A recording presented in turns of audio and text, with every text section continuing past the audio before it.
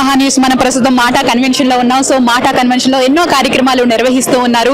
So ఎంతో మంది ప్రముఖులు ఇండియా నుంచి రావడం జరిగింది. సో నాతో పాటు ఇప్పుడు టీటీడీ బోర్డు మెంబర్ ఉన్నారండి. సో మల్లెల రాజశేఖర్ గారు. So all the way India నుంచి ట్రావెల్ చేసి ఈ మాటా కన్వెన్షన్ లో పార్టిసిపేట్ చేయడానికి ఆయన రావడం జరిగింది. ఆయనతో మాట్లాడదాం, మరిన్ని విషయాలు ఆయన మాటలోనే తెలుసుకుందాం. సో ఎలా అనిపిస్తుంది మాటా కన్వెన్షన్ లో పార్టిసిపేట్ చేయడం, ఈ అమెరికాకి రావడం?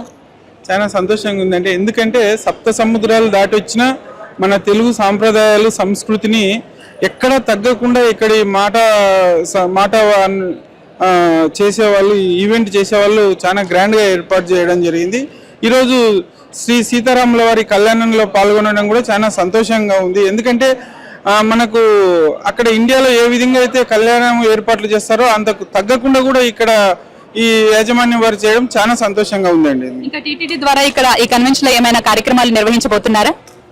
టీటీడీ తరఫున రాబోయే 2-3 నెలల్లో ఇక్కడ యుఎస్ లో ఒక 5-6 సిటీలలో కూడా కళ్యాణాలు జరపాలని చెప్పి ఒక ప్రతిపాదన వచ్చింది. త్వరలోనే అది మీటింగ్ లో పెట్టి పర్మిషన్లు కూడా తీసుకుంటాము. అలాగే ఇండియాలో కూడా నారా చంద్రబాబు నాయుడు గారు మన ఆంధ్రప్రదేశ్ ముఖ్యమంత్రి వర్యులు ఆదేశాలతోని దాదాపుగా 5,000 టెంపుల్స్ కు మనము శాంక్షన్ ఇవ్వడం జరిగింది. సనాతన ధర్మాన్ని అక్కడ కూడా ఇండియాలో కూడా దేశ వ్యాప్తంగా కూడా గుళ్ళు కట్టించి కాపాడడం జరుగుతుంది తెలుగుదేశం పార్టీ ప్రభుత్వం తరఫున. సో మీరు అక్కడి నుంచి వచ్చారు, మన సనాతన ధర్మాన్ని ప్రోత్సహించడంలో దాన్ని ఇంకా పెంపొందించడంలో ఎంతగానో కృషి చేస్తున్నారు. ఇక్కడ ఒకే వేదిక మీద ఇంతమంది భారతీయులని ఇలాంటి కళ్యాణ మహోత్సవాలని చూస్తున్నప్పుడు ఏ విధంగా అనిపిస్తుంది? ఇంకా ఎలాంటి కార్యక్రమాలు చేస్తే బాగుంటుందని మీ మైండ్ లోకి కొత్త కొత్త ఆలోచనలు వస్తున్నాయి?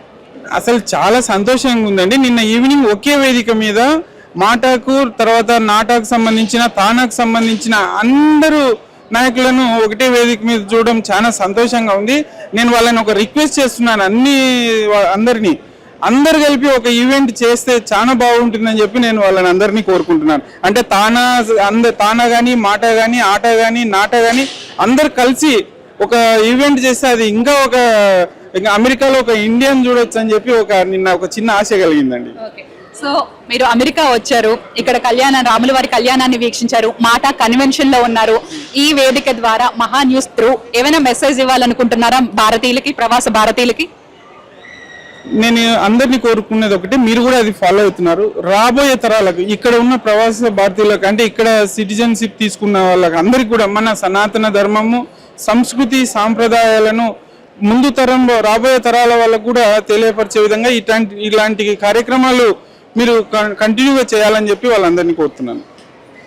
Thank you.